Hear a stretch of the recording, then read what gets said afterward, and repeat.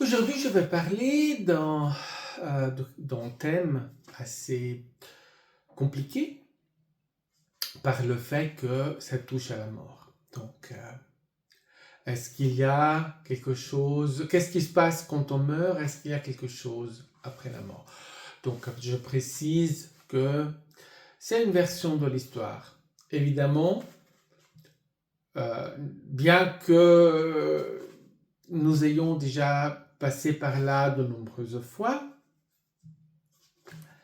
nous n'en avons pas le souvenir direct.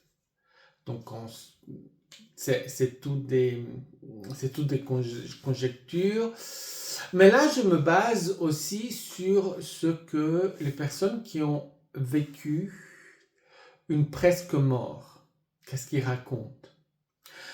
Et cela vient soutenir ce que je vais vous dire. Donc, c'est pas son base.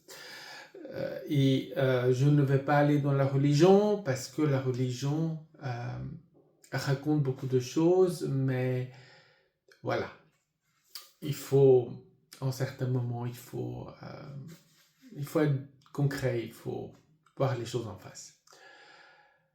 Alors,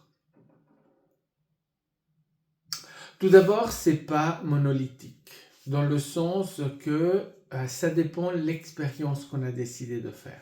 Maintenant, on croit que nous n'avons aucun contrôle sur la mort. En réalité, nous choisissons le moment où nous partons. Qu'est-ce que ça veut dire? Parce que sinon on dit, ah oui, non mais alors... ça veut dire qu'on a décidé d'avoir une certaine expérience. On sait qu'il va y avoir des portes de sortie qui vont se présenter à un certain moment.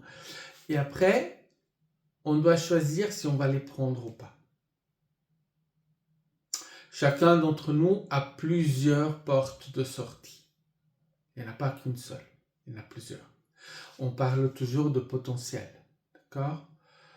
On a des potentiels, on les utilise, on ne les utilise pas. Avec la mort, c'est la même chose. Je ne dois pas nécessairement. Et il peut y avoir des situations où on décide de revenir. On décide de continuer bien qu'il s'est passé quelque chose qui fait qu'on pourrait quitter. Ça m'est arrivé au moins 2 fois, 3 fois, où j'ai décidé de continuer. Maintenant, je ne me souviens pas de ce qui s'est passé, mais en fait, je me souviens de l'impact. Je me souviens du moment où cela s'est passé. Donc, à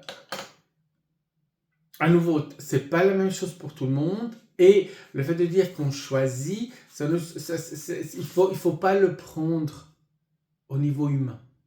Si vous prenez, quand on parle de création, quand on parle de la vie, quand on parle de comment ça fonctionne, si vous prenez ça dans le sens humain, vous n'allez pas vous en sortir. On explique des choses pour lesquelles on n'a pas des mots. On l'explique avec des mots humains, mais ça ne peut pas vraiment exactement l'expliquer parce que nous manquons le vocabulaire. Donc il faut laisser aller